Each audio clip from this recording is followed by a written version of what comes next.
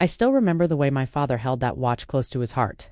It wasn't just any timepiece, it was a symbol of his struggles, his journey from nothing to everything he built for us. It was gifted to him by his father, and he always said it would one day belong to me. After he passed, I kept it tucked away safely, a sacred reminder of him. Or at least I thought I did. It had been months since the funeral, and the pain hadn't softened one bit. I often went into his study and sat in his old armchair holding that watch, feeling like he was still nearby. But the quiet started changing when my stepfamily, the ones who barely showed up at the hospital, began visiting more often, poking around with false concern. They always pretended like they cared, but their eyes wandered too much. Scanning bookshelves, opening drawers, always whispering behind closed doors. Had left, then one day I noticed the watch was missing. At first I thought I misplaced it. I tore the house apart. Every drawer, every jacket pocket, every box. Nothing. When I asked my stepmother if she had seen it, she gave me a blank stare, followed by a fake sigh and a condescending pat on my shoulder. "Sweetheart, maybe your dad gave it away before. He passed, he wasn't thinking straight toward the end, but I knew better." My father clutched that watch even on his hospital bed. I stormed out of the room, anger boiling beneath my skin. I confronted my stepbrother too, but he just scoffed. "It's just a watch. Let it go." That's when it hit me. They did this. The betrayal shattered me deeper than I expected. And just when I thought I'd never see it again, the phone rang. A man's voice, rough but kind, said, "I think I have something that belongs to you, and a story you need to hear." The man introduced himself as Daniel, a pawn shop owner, 2 towns over. He explained that a young man had recently tried to pawn a gold vintage watch engraved with the initials HMC. That's when I knew it was my father's. Daniel said the guy claimed he found it in a junk box from a garage sale, but something about his demeanor raised red flags. Daniel's shop often dealt in sentimental items, and he could tell this piece meant something. The way he fumbled when I asked about its history, I knew he wasn't telling the truth. He said, I asked him to describe the man, and the moment he mentioned the tattoo of a lion on his neck, my blood ran cold. That was my stepbrother. I thanked Daniel and asked if he still had the watch. "Yes," he said. I told him I needed to verify its value and kept it. Something told me this one had a story. Tears filled my eyes. This man had no obligation to me, yet he had protected the last piece of my father. I asked if I could come by, and he agreed. I got in my car immediately, heart pounding, mind racing as I drove. Memories of my father rushed back. Him teaching me how to ride a bike, tucking me in at night, fixing things with his hands, always wearing that watch. It wasn't just metal and gears. It was years of love, laughter, sacrifice. I arrived at Daniel's shop just before closing. It was a small place, cluttered with history, typewriters, radios, old photographs, and there it was in a glass case, glowing under a faint yellow light, my dad's watch. Daniel pulled it out gently, like it was fragile. As I held it, my knees buckled. The weight of it, the feel, the memories, everything flooded in.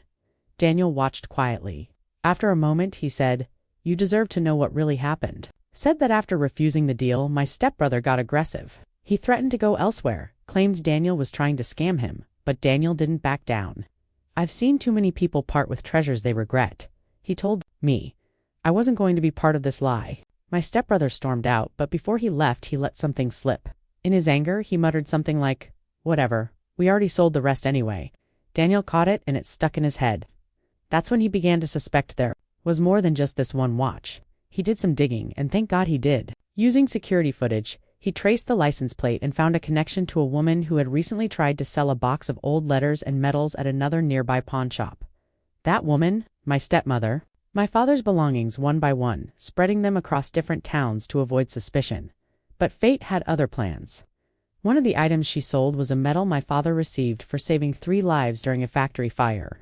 That medal had been featured in a local paper decades ago. The shopkeeper recognized it, called a retired journalist friend, and the pieces began to connect. That's when Daniel got involved again, bringing the story to a small local blog.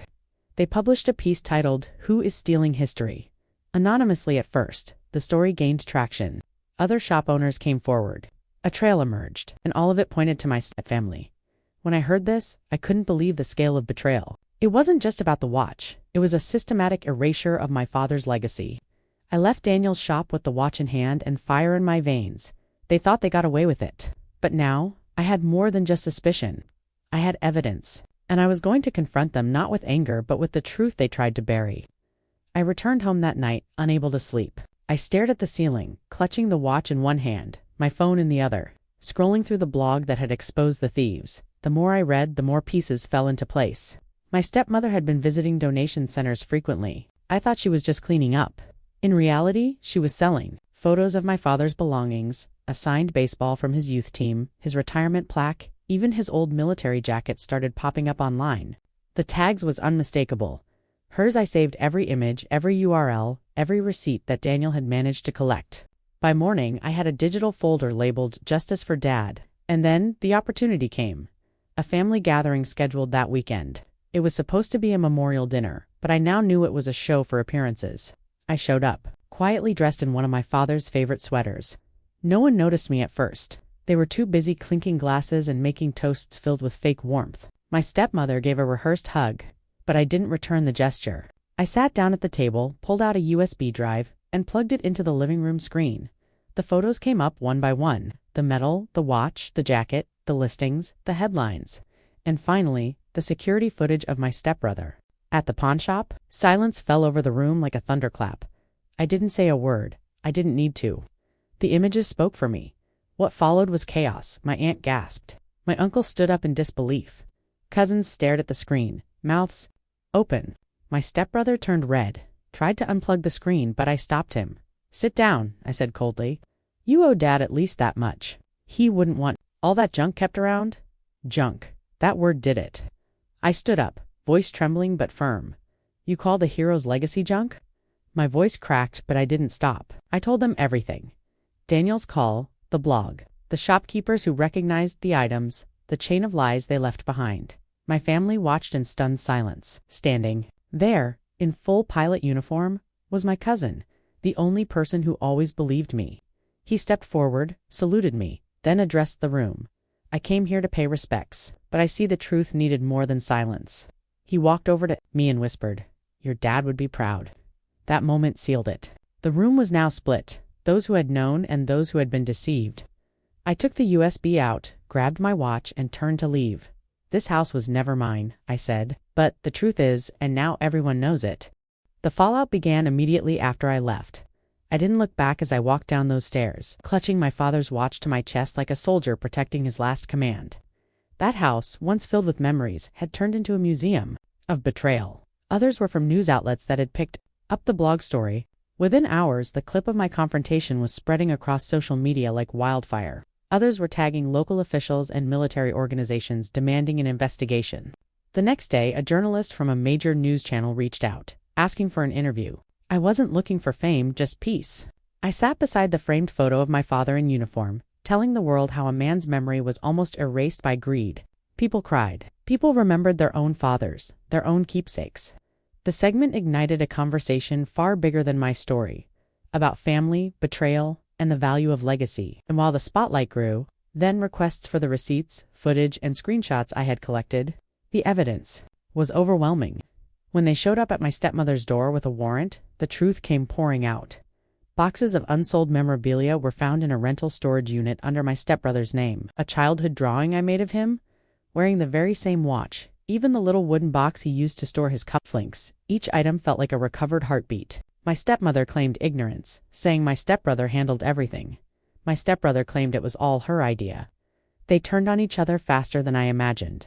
But justice didn't care who thought it was whose idea. They were both charged with theft and fraudulent sale of personal property. They tried to settle quietly, but the public nature of the case made that impossible. At the hearing, I sat in the front row, holding my father's watch once more.